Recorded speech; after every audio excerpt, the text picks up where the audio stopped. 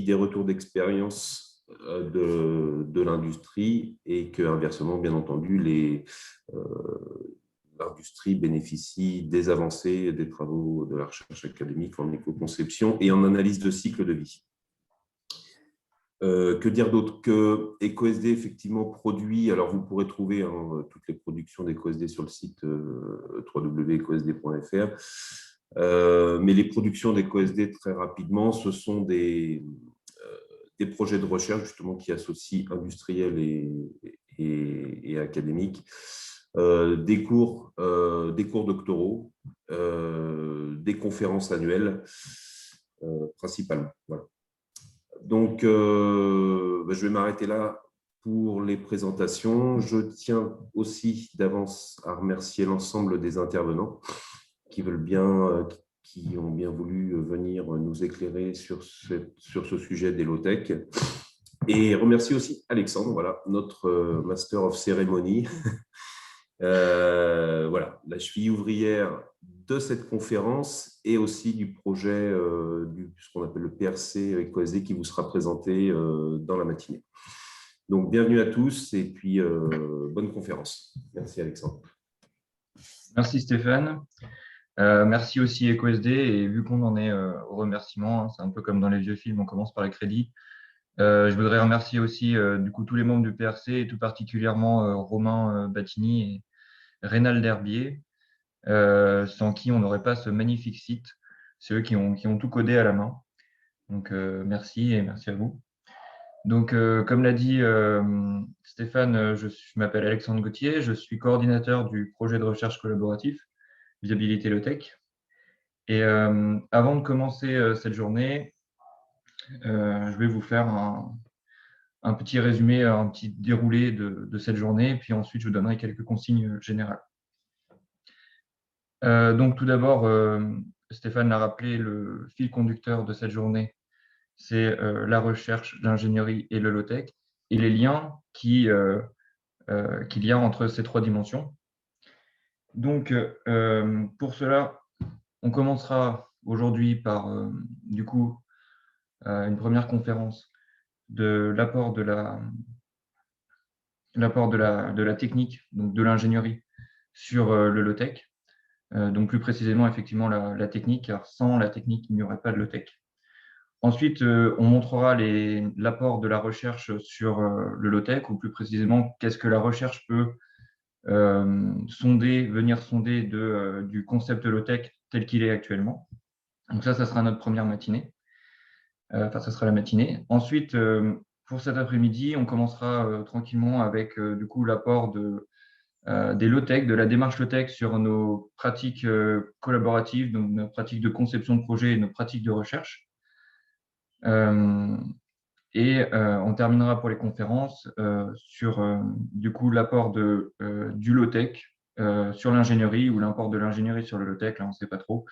Mais plus précisément, comment en fait, grâce au concept low-tech, on peut venir créer de la valeur et du coup venir s'insérer dans le tissu économique de notre société.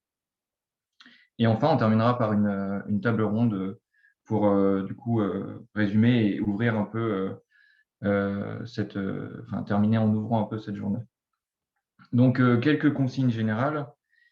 Premièrement, vous pouvez retrouver le lien vers la conférence. Il y a un lien unique qui est disponible à plusieurs endroits. Là, je vais directement aller sur le site, le site du programme. Vous pouvez trouver le lien vers la conférence. Je sais pas, vous voulez le lien vers la conférence ou plus simplement le bouton rejoindre la conférence. C'est pour rejoindre la conférence tout simplement. Aussi, je vous conseille de prendre un crayon et un papier parce qu'on va sans doute citer énormément de personnes, de livres, d'associations, de projets. Donc, je vous conseille de prendre de quoi noter du coup.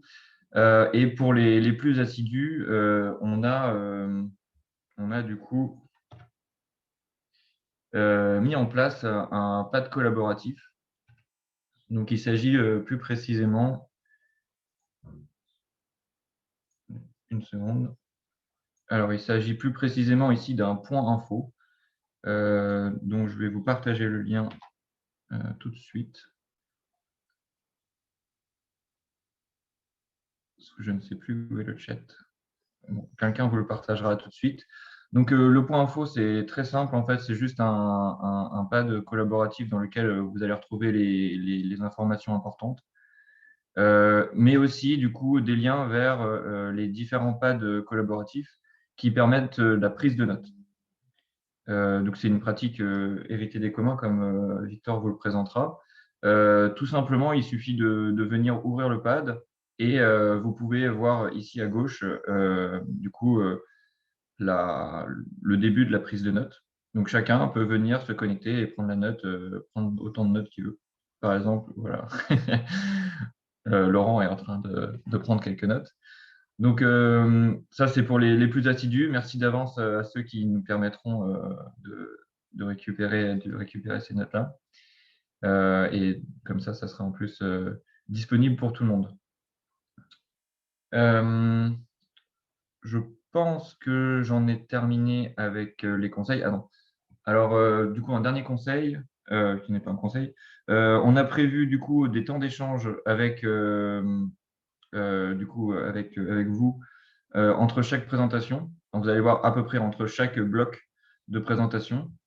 On a beaucoup de personnes, donc on va se concentrer sur les questions qui seront posées dans le chat. Mais si on a le temps, on fera intervenir, enfin, vous pourrez intervenir directement. Et voilà, et du coup, maintenant, il me semble que j'ai tout dit, que je vais laisser la main à Gauthier Roussille et Victor Petit pour une introduction sur l'apport de la technique sur le low-tech. Voilà. Du coup, Victor, Gauthier, c'est à vous. Chers amis, bonjour. Bonjour, bonjour. J'espère que vous allez bien. Vous m'entendez bien? Ouais, on t'entend bien. Oui, on ne te voit pas par contre. Vous ne me voyez pas? Si, c'est bon, il y a la caméra Ah, qui est… excuse-moi, oui. Ça arrive. De toute façon, c'est pas. Je vais partager mes écrans. J'avais mis le réveil ce matin en voulant changer mes slides. Je n'ai pas eu le temps. Donc, l'essentiel est dans ma tête. Le support visuel est juste là pour nous aider. Je vais commencer peut-être par me présenter. Par remercier, évidemment. Je suis ravi de parler aux côtés de Gauthier Roussille, qui est pour moi un des plus grands acteurs des low-tech ou technologies situées, comme on va dire dans quelques instants. Moi, je suis, et je remercie Alexandre et les organisateurs pour cette belle journée. Je devrais vous quitter malheureusement. J'ai des jurys de stage technique cet après-midi. Je suis donc enseignant-chercheur à l'UTT et pour me situer, je suis tombé dans la philosophie des techniques, on va dire, grâce ou avec Bernard Stiegler, que vous connaissez peut-être de nom, qui nous a quittés il y a peu de temps, il y a 1 an, qui est un philosophe des techniques, qui s'est d'abord identifié comme philosophe du numérique, avant d'être plutôt identifié comme penseur de l'écologie générale. Et j'insiste sur l'écologie générale. Il tient de Guattari cette idée que l'écologisme, je vais le dire avec mes mots, s'oppose à l'environnementalisme. C'est-à-dire qu'une écologie bien pensée doit s'écrire quelque part avec un nœud dans l'eau, comme le E qui est de écologie et d'économie, de l'oikos, et que la dimension environnementale n'est qu'un aspect de l'écologie, qui a aussi une dimension psychologique, sociale, existentielle plus profonde. Autrement dit, on pourra transformer les objets et les rendre durables en transformant les sujets et notamment en transformant notre rapport addictif et consumérisme à l'industrie. C'est ce rapport addictif et consumérisme à l'industrie qui est le point commun de toute la pensée écologique, low-tech compris. J'ai fait une introduction sur Bernard Stiegler parce que moi, je suis avant tout spécialiste d'un concept qui est le concept de milieu et le concept de milieu technique.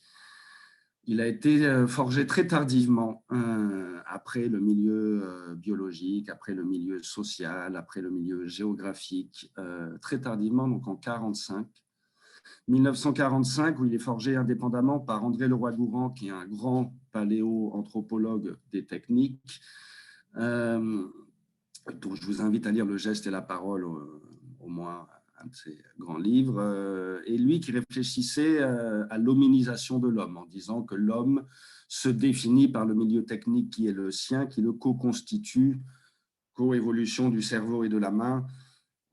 Et il forge le concept de milieu technique. À la même époque, il y a George Friedman, un sociologue du travail, qui lui réfléchit pas au silex, mais au travail à la chaîne, et qui forge indépendamment donc le concept de milieu technique, lui en disant l'homme est désormais coupé du milieu naturel, c'est-à-dire que la technique crée un milieu total qui le coupe du milieu naturel, et il n'est désormais, pour employer les mots de Bernard Stiegler, dissocié de ce milieu industriel qui est adapté à la performance machinique et non plus au corps au travail. Et cette idée de dissociation avec le milieu technique est le point commun à aussi Friedman, Stiegler et ce dont on parle aujourd'hui, c'est-à-dire ce dont on parle avec les low-tech, c'est ce problème qui est le problème, à mon sens, numéro 1 de la technologie politique ou de l'écologie politique, qui est la dissociation du producteur et du consommateur, du sujet de la production et du sujet de la consommation. Et cette dissociation fait que nous sommes aliénés. Nous sommes de moins en moins de culture technique, alors même que la société technique et que la société est de plus en plus technique. Donc, je vais commencer à partager mon écran, et avant de partager les slides, je voulais vous faire une petite page d'histoire. Parce que donc là, je viens de vous introduire le concept de milieu technique et j'ai glissé le concept de culture technique. Et ce concept de culture technique, comme vous voyez, ça a été un des pionniers de la philosophie des techniques telle qu'elle est représentée aujourd'hui, telle qu'elle fut représentée par Bernard Stiegler et telle que j'ai essayé de retracer une petite généalogie. Je redis les noms: André Leroi-Gourhan, George Friedman, et vous pouvez évidemment tout de suite après rajouter le troisième père du concept de milieu technique, qui est Gilbert Simondon, où là le milieu technique devient le milieu des objets techniques eux-mêmes, milieu technique associé. Mais quoi qu'il en soit, tous ces auteurs donc, qui ont tenté de réfléchir non pas comment refaire milieu avec la technique, comment se réapproprier la technique face au constat de Jacques Ellul, qui est constat technophobe, en gros que le système technique est autonome et que notre vie consiste à courir après pour s'y adapter dans une aliénation de plus en plus grande. Donc face à ce constat, il s'agissait de se réapproprier ce système technique pour en faire de nouveau un milieu. Et qu'est-ce que c'est qu'un milieu technique? C'est un environnement technique auquel on contribue.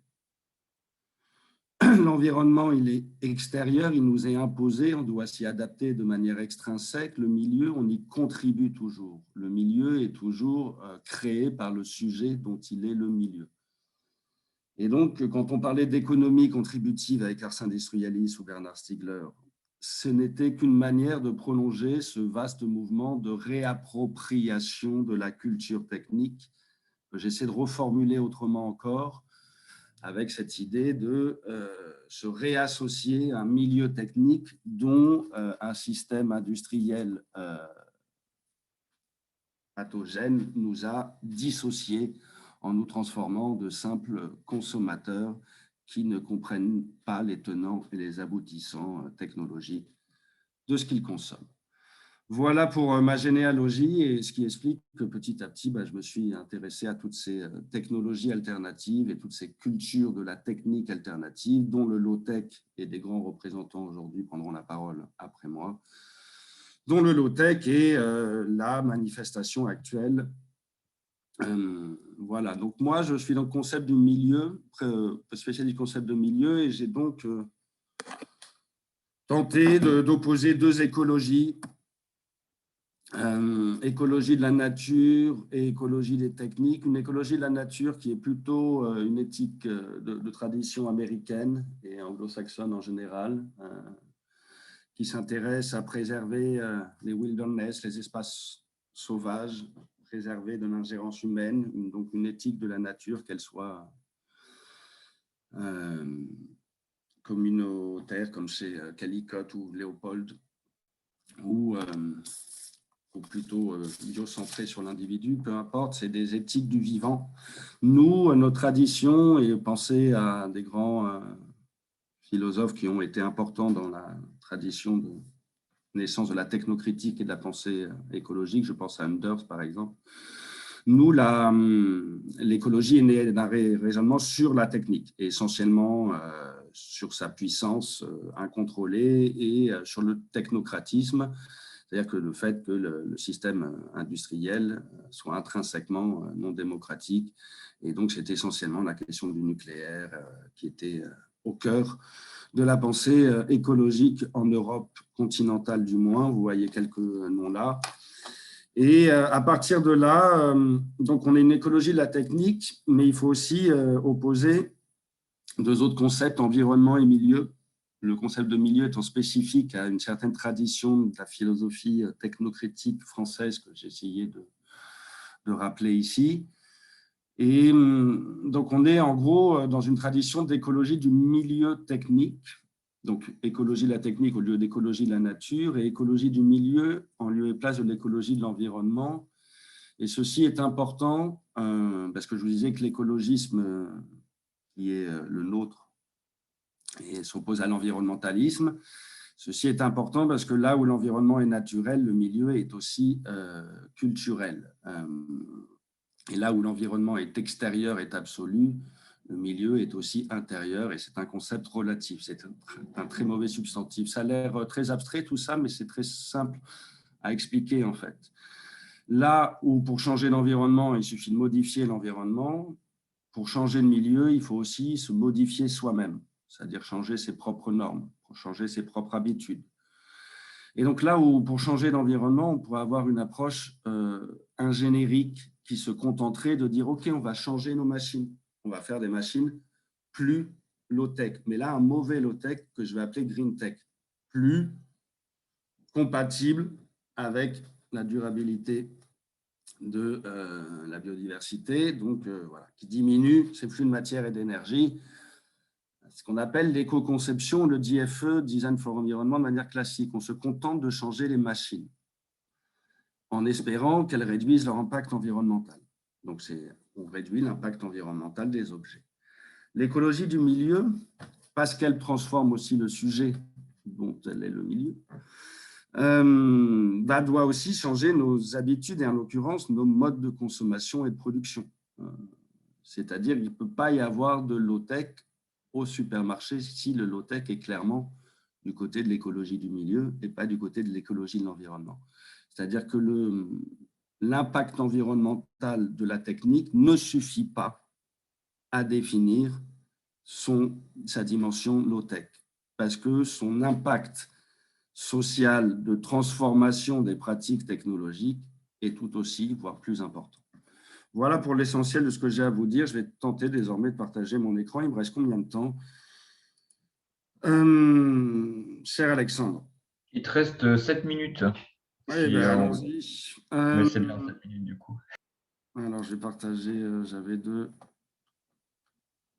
Je l'avais mis là, attends, parce que je n'arrive pas à… Voilà, low-tech, plein écran. Vous voyez bien mon écran?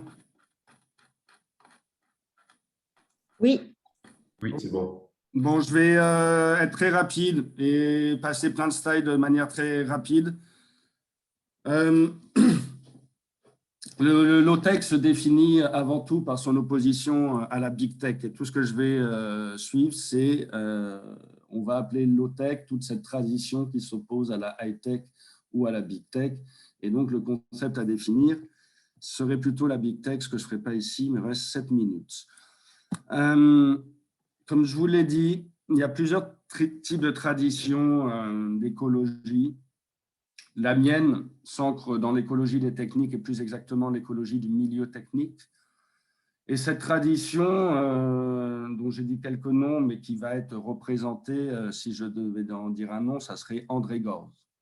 André Gorz, parce que quoi? Parce que c'est le premier à avoir compris que transition numérique et transition écologique participent de la même question. Autrement dit, les luttes écologiques et les luttes pour le logiciel libre participent des mêmes luttes, selon lui, de réappropriation d'un milieu technique perdu, que ce milieu technique soit rural et agricole ou numérique, ne change pas le problème.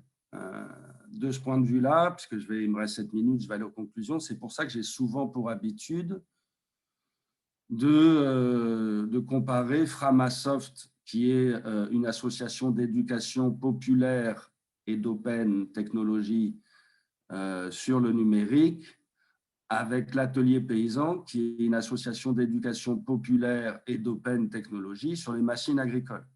C'est deux contextes qui n'ont rien à voir, mais c'est deux dynamiques qui sont proches de culture technique, d'acculturation technique.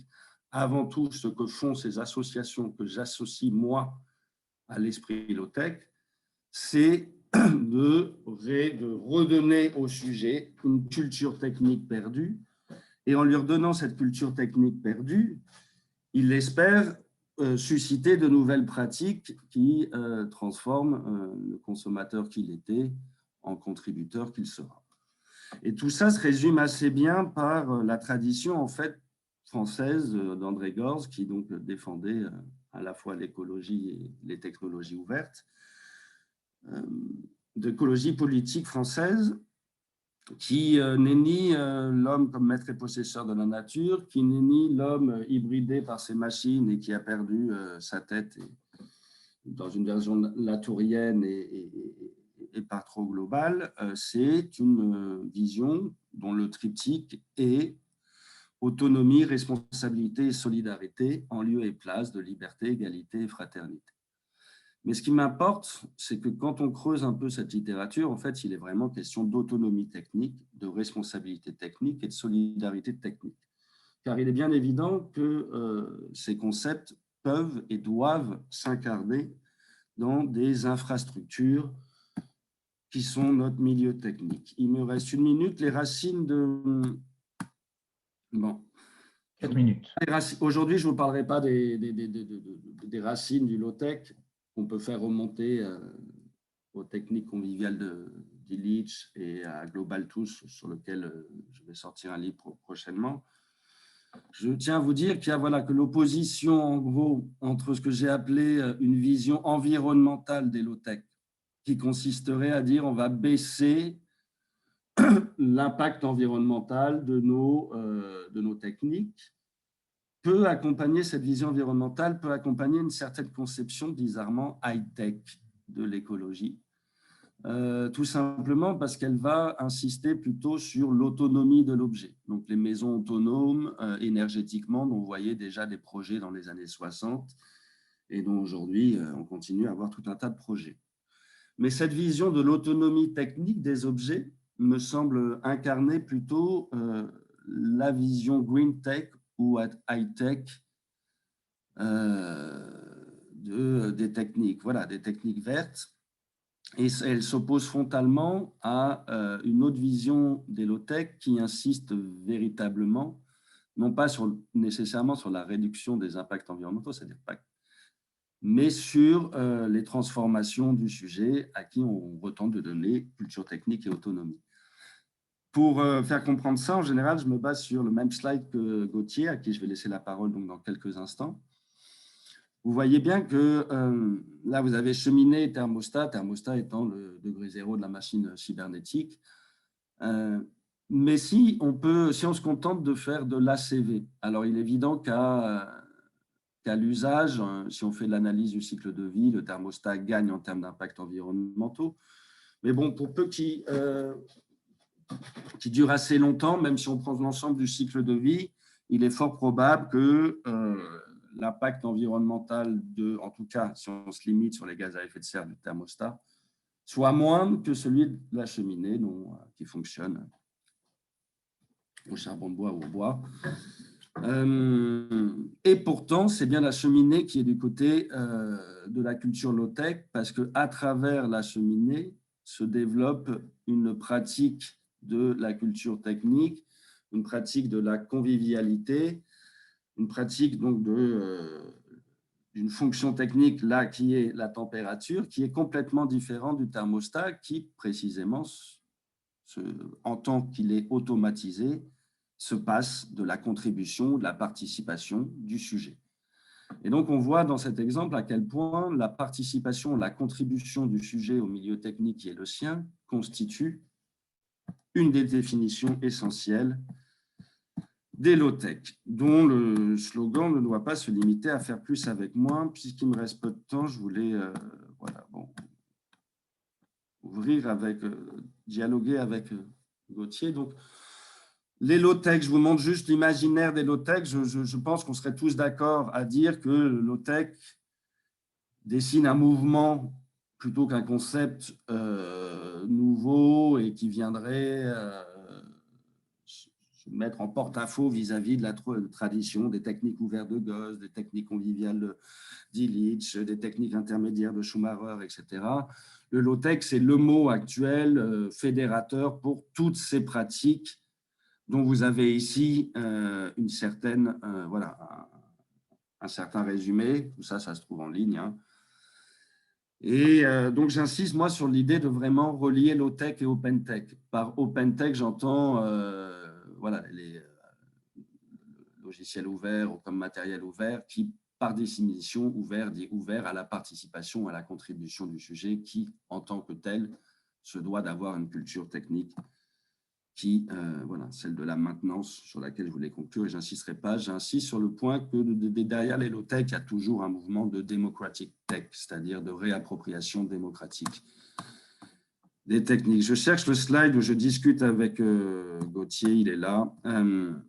Gauthier a fait un papier qui a très très bon sur low-tech, une erreur de tech qui a beaucoup été lu, je crois, par la communauté.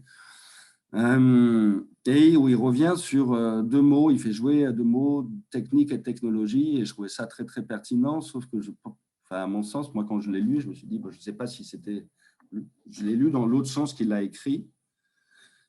Quand il écrit c'est quoi les low-tech, moins de technologie et plus de savoir-faire, donc moins de, et là il dit low technology and high techniques. Moi j'emploierais, je dirais l'inverse, parce que je trouve ça très important de ne pas succomber au sens anglo-saxon du mot technologie. On a deux mots, des techniques qui désignent les objets et la technologie qui désigne la science de ces objets, alors évidemment objets entre guillemets. Et donc, on n'a pas d'un côté des techniques que serait mon briquet, une technologie que serait mon ordinateur, ce n'est pas si simple. Donc, on va réserver le mot technologie pour la science ou la pensée des techniques. Or, il s'avère que je n'ai pas eu la chance de faire des ateliers avec Gauthier, qui faisait des ateliers de création de sites. Donc là, on ne fait que dans le soft, de sites low-tech. Mais dès lors que vous participez de ces ateliers, vous allez en apprendre beaucoup plus, non seulement à faire un site, mais à ouvrir la boîte noire. Parce que dès lors qu'on fait du low-tech, il y a le côté open black box qui est derrière, ouvrir la boîte noire, qui vous permettra donc de mieux comprendre la consommation énergétique de votre page, de mieux comprendre ce qui la conditionne dans le réseau technique qui est le sien, etc., etc. Et donc, en gros, en ouvrant cette boîte noire et en tentant de faire du low-tech numérique, vous augmentez votre culture technologique. Donc, les low-tech, je renverse et je dirais que c'est moins de technique, en ce sens de moins de matérialité. Car il faut bien, in fine, réduire les flux de matière et d'énergie. Donc, moins de technique, c'est-à-dire moins de gâchis matériel et de culture de l'abondance, où on intègre enfin la culture des limites planétaires, parce que c'est toute la question, mais plus de technologie, c'est-à-dire plus de culture technique.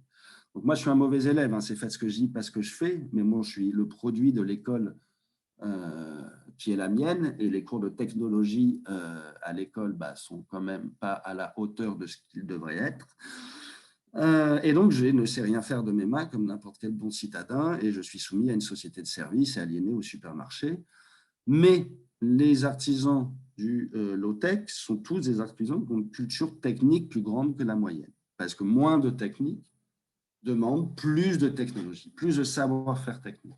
Si vous voulez reprendre en main vos conditions énergétiques d'existence à l'échelle de votre maison, ça présuppose évidemment de vous acculturer sur ce que c'est qu'un kilowattheure, comment on le consomme, comment on le transporte, etc., etc. Bref, une culture technologique. Donc pour moi, les low-tech, c'est moins de technique et plus de technologie. Et pour aller encore une fois dans le sens de Gauthier Roussy, et en citant son article avec Nicolas Nova, que vous voyez sous les yeux, et ce pourquoi moi, je parle de milieu tech.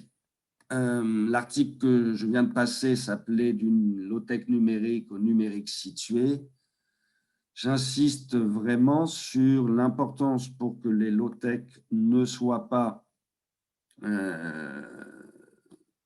prises par l'environnementalisme, qu'elles soient situées. Et là, je terminerai là-dessus si vous me laissez 30 secondes. Vous me laissez 30 secondes 10 secondes. 10 secondes. secondes. Ouais. Le concept de milieu tech que j'ai proposé, que je ne développerai pas ici, mais vous en avez quelques bribes, dit deux choses. Dit, il faut sortir de l'opposition entre le high et le low. Pourquoi? Parce que si les low-tech signifient un retour à l'artisanat en contexte industriel, alors elles ne valent pas une heure de peine parce qu'on ne sera pas crédible et parce qu'on tombera sous le coup des critiques des Macron qui nous disent qu'on veut retourner à la lampe à l'huile alors qu'on cherche à redévelopper une démocratie technique et une culture technologique à la hauteur de notre société technique.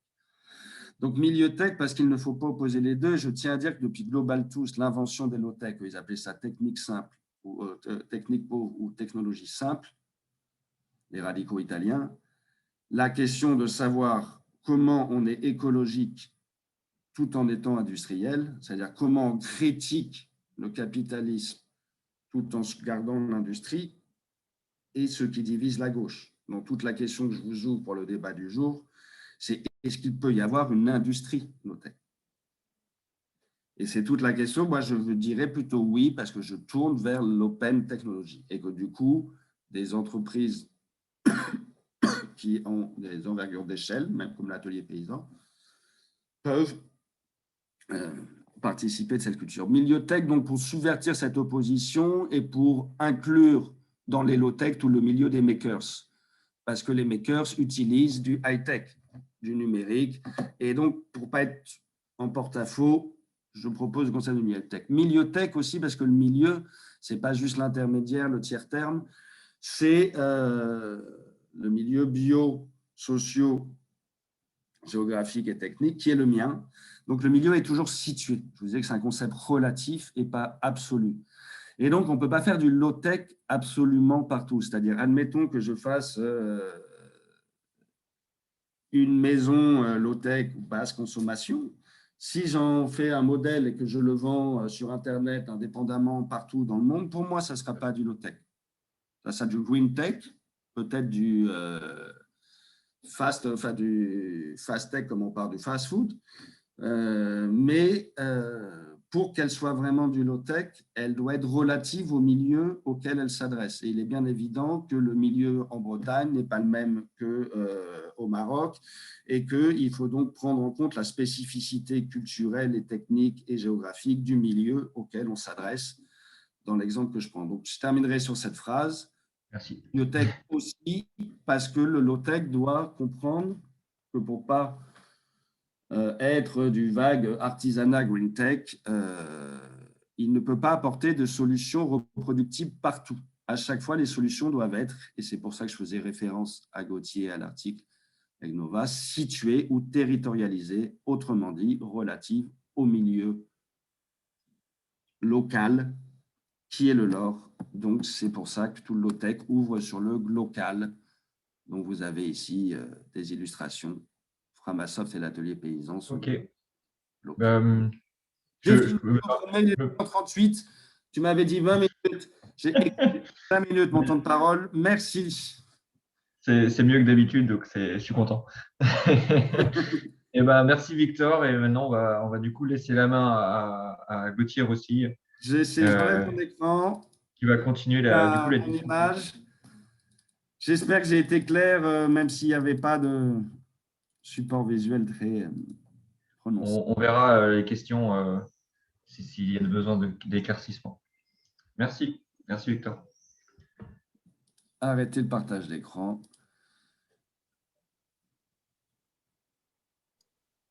C'est bon, est-ce qu'on voit mon écran? On Ouais. voit ton écran, j'aimerais arrêter mon image. Hop là. Voilà. Ok, alors du coup, pour prendre rapidement la suite de ce que disait Victor, en fait, on s'est un petit peu découpé la session en disant Victor fait la philosophie et moi je fais l'anthropo. Bon, j'ai pas forcément respecté ça, mais en tout cas, je vais au moins vous rappeler la façon dont technique et technologie s'articulent en anthropologie, dans le sens où technologie en anthropologie va être l'étude des techniques. On dit que la biologie est l'étude du vivant. Donc en fait, technologie en anthropologie ne veut pas dire à très peu de. Voilà, j'ai du larcin. Est-ce que je suis le seul à entendre ça? Non, il y a quasiment Non. non. Oui, de fond. Bon, ça Ok. Ok. Oui, dans le sens où donc, la technologie en anthropologie n'aura pas du tout le même sens que ça peut l'avoir en économie ou dans d'autres disciplines. C'est juste une autre façon d'étudier dans ce qu'on appelle des systèmes techniques ou des cultures techniques en anthropologie. Et finalement, la technique va ramener à quelque chose à des systèmes un peu plus complexes que je vous ai présenté ici, que je tire d'un schéma. En fait, les dictionnaires disciplinaires sont assez bien là-dessus. Et donc, du dictionnaire de l'ethnologie et l'anthropologie revient sur le terme des techniques comme ça, en fait, en mettant un premier cercle concentrique qui est celui de la matière première, des gestes, des outils, des savoirs et des savoir-faire, qui est le niveau de base, en fait, finalement, de ce qu'on peut appeler les techniques. Finalement, c'est de voir comment ces gestes, ces matières, ces outils s'assemblent dans ce qu'on va dans un deuxième niveau qu'on appelle les processus, ou plus spécifiquement, on va appeler ça des chaînes opératoires. C'est-à-dire quelles sont toutes les étapes qui m'amènent, par exemple, à la fabrication d'un type d'outil et jusqu'à son usage et jusqu'à la fin de son usage. Et donc, c'est toutes ces chaînes opératoires. Donc, la chaîne opératoire de la fabrication d'un silex, et assez facile avec des étapes assez bien définies qui sont de la recherche de la bonne pierre, des méthodes de taille du silex par frappe sur une autre pierre plus solide, etc. Donc, en fait, c'est toutes ces choses qu'on cherche à documenter et finalement de montrer de quoi dépend l'émergence et l'usage de techniques et d'un outil technique qui comprend à la fois des choses qui ne sont pas du tout matérielles. C'est-à-dire que en anthropologie, la nage et les différents types de nage sont des techniques. On parle bien d'une technique de nage. Et, et là, on a bien des chaînes opératoires d'apprentissage, des chaînes opératoires de mise à l'eau, et finalement de savoir s'adapter à différents types de courants. Ce qu'on ne sait plus forcément très bien faire, mais en tout cas, c'est là-dedans que s'intègre tout ça. Et finalement, l'ensemble de ces chaînes opératoires présentes dans une société donnée, dans un milieu donné, va représenter ce qu'on appelle donc du coup un système technique. Qui donc peut inclure la nage, mais aussi par exemple les techniques d'accouchement. On trouve plein de différentes techniques d'accouchement différentes en fonction de la société dans laquelle on se trouve, ou même des techniques de marche. La marche n'est pas du tout quelque chose d'universel, ou enfin en tout cas la façon dont on marche, c'est pas un universel, et ça s'articule bien dans plein de sociétés différentes et plein de milieux différents de façon très différente. Donc c'est quand même c'était intéressant de revenir là-dessus. Et donc, vu que vous avez bien compris, donc s'il y a un truc à lire, ça va être André Lecroix-Gourhan. Alors moi, je ne parle pas du geste et la parole, je tire ça moi, de L'homme et la matière, qui est donc l'espèce l'effort que fait André Lecroix-Gourhan pour proposer un système de classification des techniques, par type d'usage, par type de fabrication, etc. Et surtout pour une étude de la façon dont on fait des choses, en fait. Et notamment, il a un chapitre sur les transports qui est intéressant, puisqu'en fait, on va certes étudier les outils et les objets qui permettent le transport, mais aussi les méthodes et les façons de faire, en fait. Et c'est intéressant de voir comment le transport d'une charge lourde peut s'activer tout à fait différemment dans de nombreuses cultures. Et c'est ça, en fait, qui est intéressant.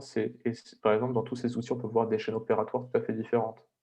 Donc, c'est bien ça qu'il faut voir. Donc, il n'y a pas de focalisation sur l'objet, même si même si celui-ci est intéressant. Et c'est aussi dans quoi s'intègre cet objet, qui donne à voir, en fait, qui donne à réflexion. Donc, c'est vraiment là-dessus, moi, que j'ai envie de vous inviter à ce recul, c'est qu'on va sortir de cette vision monolithique, de se focaliser sur l'efficience et l'efficacité d'un objet, et plus se poser la question de d'où ça émerge, de quel milieu, de quelle société, et sur quel type de chaîne opératoire. Alors, vu que c'était aussi, pour cet événement qui est très orienté à ingénieur, j'ai quand même voulu mettre un petit avertissement là-dessus. Alors en plus, j'ai fait quelque chose qu'on ne fait jamais, mais j'ai rédigé textuellement, du coup, ce que je voulais dire. Bon, je pourrais vous l'envoyer si vous voulez.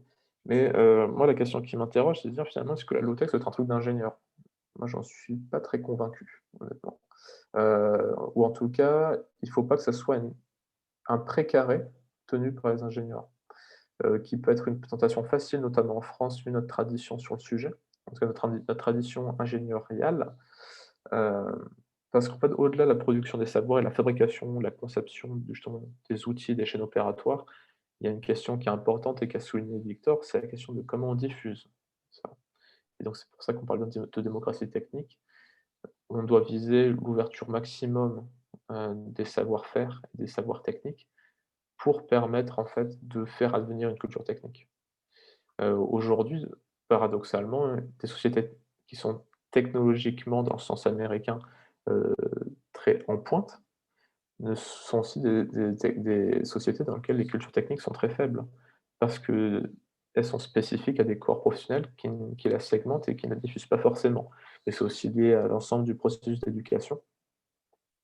Mais personnellement, on pourrait considérer, enfin, mon camp, on pourrait considérer que la société française, société ouest européenne ou nord-américaine, a une culture technique généralement qui est très faible, du fait des processus d'éducation, mais des objets qui nous entourent, qui sont des objets qui ne sont pas là pour être compris, ou pas là pour être forcément réparés. Et donc c'est là aussi où des initiatives comme le Right to Repair en Europe est extrêmement important, parce que le droit de réparer, c'est aussi le droit à la connaissance technique. Et c'est ça qui pose vraiment des bases aussi de ce que devrait être la low-tech.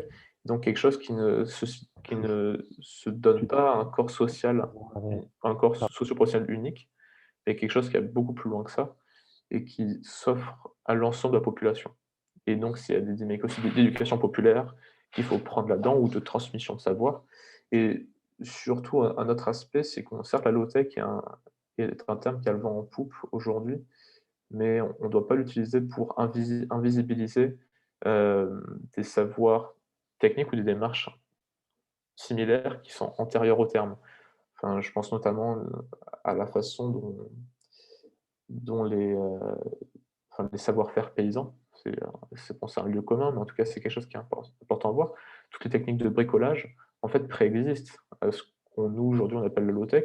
Et est-ce qu'il faut les ramener sous la chapelle de la low-tech? Pareil, j'en suis pas forcément certain.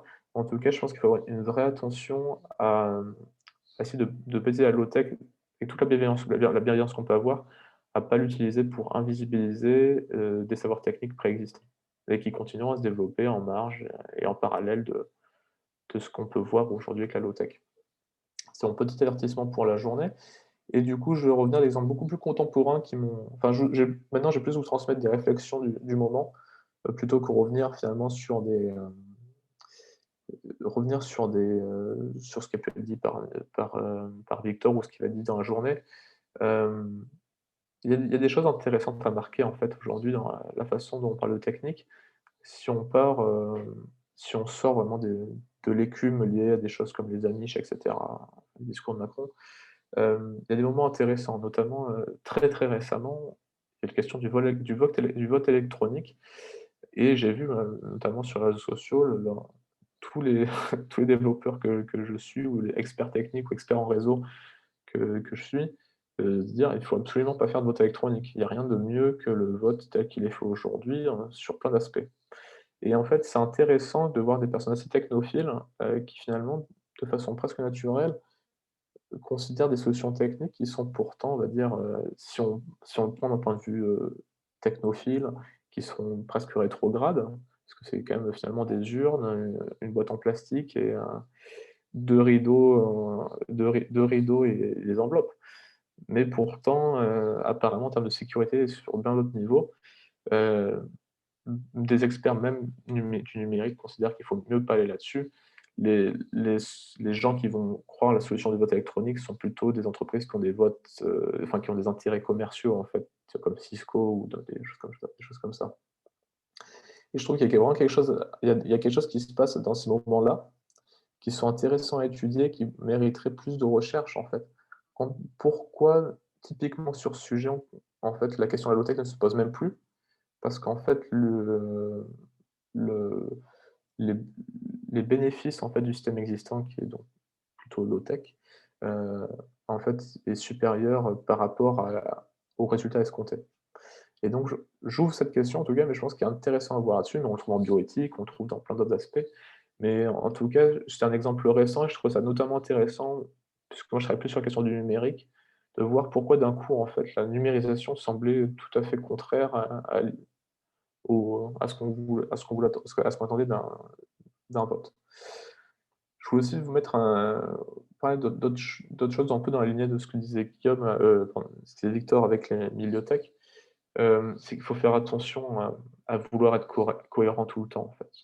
Enfin, typiquement, si voilà, si vous montrez la tiny house du low-tech lab, il y a des panneaux solaires et cetera, et donc c'est très facile à critiquer, de dire: «Ben, un panneau solaire, c'est tout sauf low-tech, ça appartient à des chaînes de production très complexes, avec des problématiques de recyclage, et cetera, qui sont associées à ce type d'objets techniques». Et en fait, il faut absolument pas rentrer, alors ça peut te paraître assez paradoxal à dire, mais je ne pense pas qu'il faille essayer de rentrer dans la course à la cohérence totale, en fait. C'est pas, on n'y arrivera pas, parce que c'est bien le point, c'est, qu'on hérite de systèmes techniques, de modes d'organisation du monde, de chaînes d'approvisionnement, de chaînes de production, heu, contre lesquels on ne peut pas faire grand chose, en fait, ou en tout cas dans lesquels on peut difficilement s'en extraire complètement. C'est ce que notamment, il y a un bouquin récemment qui est sorti, Héritage et fermeture, là, de Bonnet-Landivar, qui peut appeler ça plus des structures, des modèles d'organisation qui sont collants, en fait. Et on ne peut pas vraiment s'en extraire parce qu'ils collent à la peau et ça colle aux doigts et on peut pas, c'est dur de s'en sortir complètement. Et il faut bien faire attention à ça parce qu'on c'est très facile de prêter le flanc à la critique en voulant être à tout prix cohérent, en cohérence totale.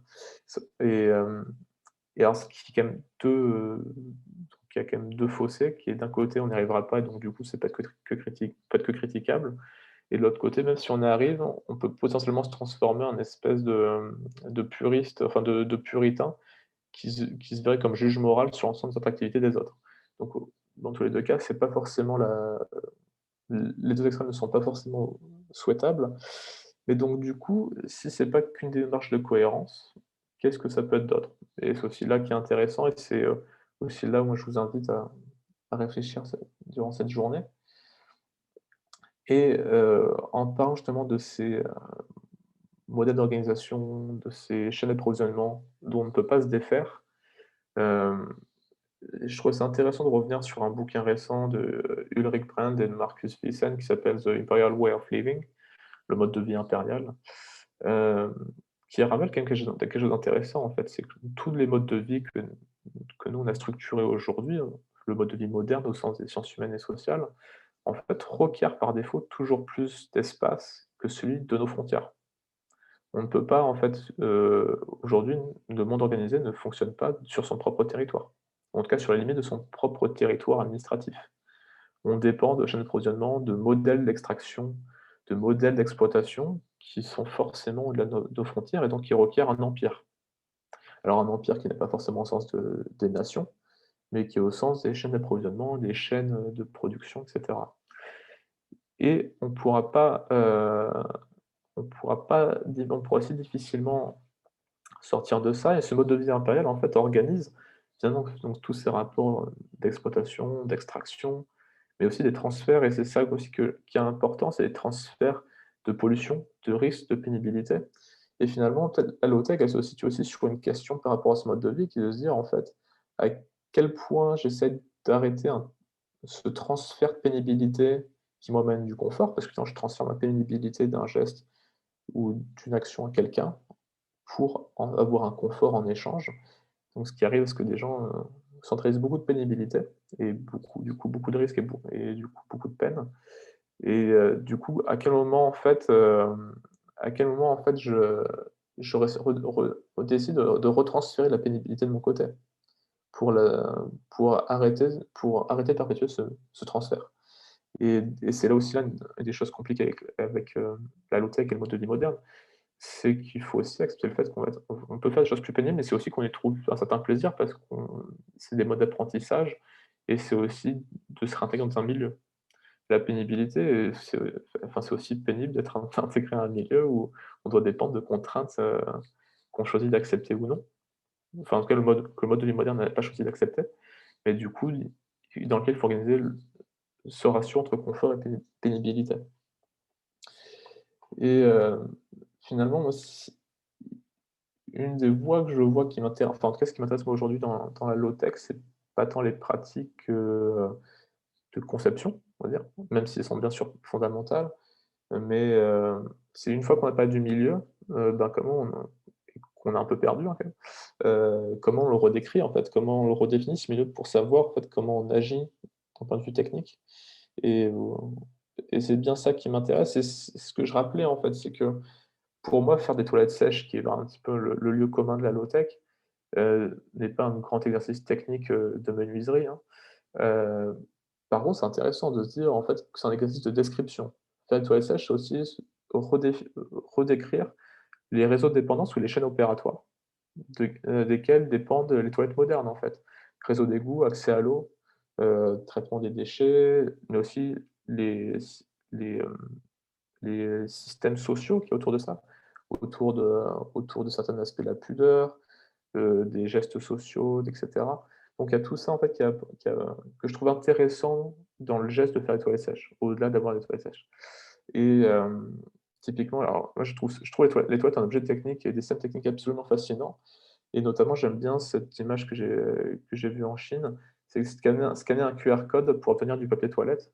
Et il y a quelque chose d'intéressant où en fait la chaîne opératoire d'un coup devient extrêmement d'un coup bien plus complexe, parce que déjà le papier toilette en soi est un objet technique qui s'inscrit dans la chaîne très complexe. Rajouter une couche numérique pour accéder, au papier toilette est d'autant plus complexe, d'autant plus intéressant, et du coup aussi interroge sur les raisons sociales et les normes sociales qui amènent à ça. Donc et ça, on peut pas le comprendre si on ne fait pas du travail d'enquête sur place. Et bien sûr sans jugement sans passer directement par jugement moral. Hem En fait, c'est bien ça la question, c'est que si on parle de low-tech, si on parle de territoire, si on parle de milieu, à un moment, va bien falloir faire de l'enquête, va falloir le décrire. Et du coup, moi, je trouve une phase assez importante sur, l'articulation de la low-tech, c'est les méthodes de description, mais je sais que Quentin vous en parlera, lui, cet après-midi. Et finalement, je vais m'arrêter là parce que j'ai pris un peu plus de temps. Moi, généralement, la définition que je donne de la low-tech, moi, je le regarde comme une démarche politique qui permet de recomposer par la technique son rapport en tout cas à un monde contraint. Bah, c'est comme ça en tout cas que je définis aujourd'hui, et voilà, je ne suis pas non plus fixé là-dessus, mais en tout cas c'est le mieux que j'ai pu produire aujourd'hui, en tout cas en réfléchissant au concept de low-tech. Voilà, merci beaucoup. Merci. Alors, on va essayer de vous poser des questions du coup pendant 2-3 minutes. Stéphane, sur la présentation du PRC, on ira un tout petit peu plus rapidement. Du coup, là-dessus, Valérie, je pense, ou les personnes qui ont noté dans le chat les questions, si vous voulez du coup les poser. Il y avait une question de Nicolas Berger. Par exemple, Nicolas, si tu veux poser ta question. Bonjour. Non, c'était pas une question, c'était une remarque par rapport à la CV sur la cheminée et le thermostat. Mais enfin, c'est des choses qui ont déjà été évoquées par ailleurs. c'est beaucoup plus complexe que ça. Ça va dépendre de quelle unité fonctionnelle on met derrière. Et donc, si on fait des choses très, très basses en termes de niveau de fonctionnalité, la cheminée va s'en sortir très, très bien. Par contre, si on veut réguler une température de manière très précise, là où la cheminée va devoir être rechargée par-ci par-là, donc la température va osciller. Je pense qu'effectivement, donc la conclusion va dépendre de comment on construit le modèle et qu'est-ce qu'on y met derrière et toute la subjectivité qu'il y a derrière cet outil-là. Mais voilà. Enfin, le but, c'est pas de critiquer la CV, hein, bien loin de moi, mais bien de montrer que c'est pas si facile de sortir des conclusions rapides sur ce type de sujet. Non, non, bien sûr. Mais quand bien même ça irait dans l'autre sens, c'est justement, quand bien même la CV nous montrerait que le thermostat est optimal, et je ne suis pas du tout spécialiste d'ACV, donc je ne suis pas rentré dans les détails. C'était simplement pour dire que les indicateurs environnementaux ne suffisent pas à définir le low-tech. Oui. Si je peux rebondir là-dessus, moi, ça me fait penser à deux choses. La première chose, en fait, c'est qu'une des façons dont aujourd'hui on va comparer thermostat et cheminée, c'est par la question de l'efficacité. Mais la question de l'efficacité en soi est questionnable. Parce que c'est. Alors, déjà, c'est un dogme en soi, mais aussi c'est efficace par rapport à quoi? Par rapport à son intégration dans le milieu ou par rapport justement à ce transfert de confort que ça m'apporte. Et donc, c'est quelque chose qui est important et qui est paradoxal dans la low-tech, c'est est-ce qu'on doit à tout prix faire jouer la course de l'efficacité moderne? Dans le sens, toujours, quand je dis moderne, moi, c'est HS, hein, c'est pas moderne dans le sens commun. Euh, parce qu'en fait, je suis pas sûr qu'on la gagne, premièrement. Parce que l'échelle de comparaison n'est pas la même. On ne peut pas être plus efficace au niveau global ou en tout cas universel.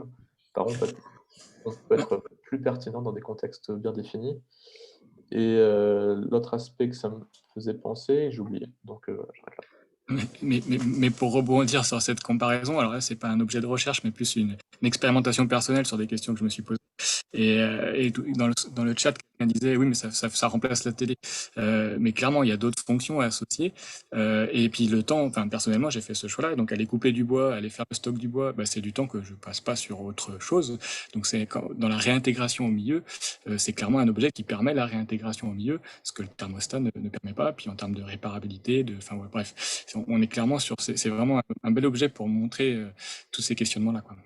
Ouais, mais c'est vrai, mais et en fait, ce que ça pointe avec ce que vous dites, c'est aussi un changement de mode de vie. Mais aussi, il y a un transfert de pénibilité. Je pense que ça serait pénible pour beaucoup de personnes d'aller couper du bois s'il n'y a pas changement de mode de vie qui le justifie, en fait. Ou en tout cas, une évolution qui justifie ce changement de comportement qui est quand même assez compliqué, qui est quand même assez dense.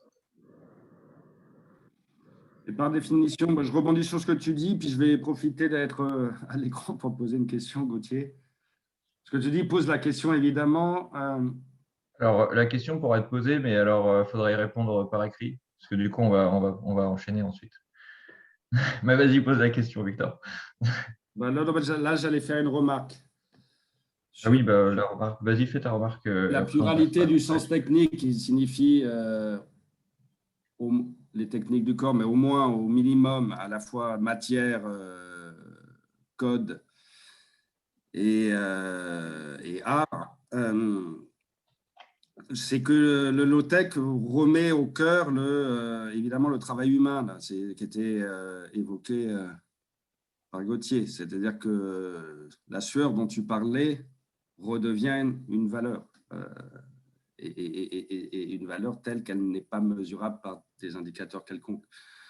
Mais voilà, cette pénibilité-là n'est précisément plus comprise comme une pénibilité dans le cadre du low-tech, parce qu'elle transforme cette pénibilité en culture du savoir-faire transmis. Et c'est là où le low-tech est toujours une communauté. C'est que, je pense, hein, c'est comme ça que je le comprends, c'est que ce n'est pas juste le plaisir de l'autonomie et de construire soi-même sa maison, c'est le plaisir d'apprendre des autres en partageant les problèmes, en surmontant à plusieurs difficultés, d'où l'importance des plateformes de partage dans ces communautés. Je poserai ma question, Gauthier, c'est juste ce que tu dis d'essentiel, ce que tu as dit de collage, bon, en référence à l'héritage des communs négatifs de nos trois mousquetaires. Mais ma question, c'est En t'écoutant, je me dis, le low-tech ne peut pas être une démarche de reconstruction au sens de remise à plat, ex nihilo de l'apprentissage et doit apprendre à, j'avais le concept de déprojet, à défaire. C'est-à-dire non pas faire autrement, différemment, à partir de rien et reconstruire telles les communautés idéales des années 70, le village, l'éco-village parfait, ce qui serait une des voies des low-tech, mais qui serait celle de la construction qui ne prend pas en compte ce que tu viens de soulever d'essentiel, de l'héritage. Et la question de comment faire du low-tech avec le high-tech dont on hérite et qui est devenu obsolète, mais qui constitue une charge écologique dont on doit être responsable, c'est une question très lourde. Et du coup, ça place les low-tech, et j'arrêterai ma question-remarque, du côté du défaire. Et la question que je te pose, c'est en quel sens, tu vois, les low-tech participent de la déconstruction autant que de la construction. Et en quel sens, toi, ta pratique est aussi une pratique de déconstruction. Ouais. Ok, alors je sais que je réponds à ces remarques dans le chat. Ok. Ouais. On est vraiment les pires élèves, hein, je sais, hein, mais je sais, on a prévu 5 minutes, vous venez de les exploser, c'est pas grave. En gros, il y a quelque chose. Enfin, moi, j'ai pas une version idéale de. Je pense pas que la pénibilité s'arrête lorsqu'on fait la low-tech. Je pense qu'on apprend à l'accepter, mais ça reste pénible, mais juste on sait pourquoi on le fait en fait. Mais moi, ce qui m'interroge, du coup, on rebond dans la high-tech, c'est qu'en fait, ce transfert de confort et de pénibilité, il est conscientisé par tout le monde, je pense. Enfin, tout le monde sait quand je commande un repas sur Deliveroo, c'est que j'ai un gros transfert de pénibilité vers un livreur qui va faire quelque chose à ma place qui est bien plus. Moi, j'ai un vrai transfert de confort pour le coup.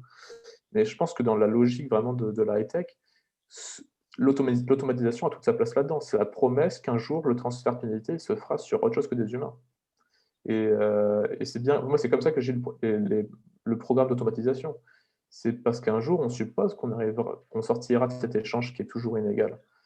Alors, et je pense que les recherches récentes sur le sujet, notamment, enfin, vu que mon solution numérique montre qu'en fait, c'est toujours ce sera toujours un mirage. Mais je pense qu'il faut vraiment avoir ça en tête.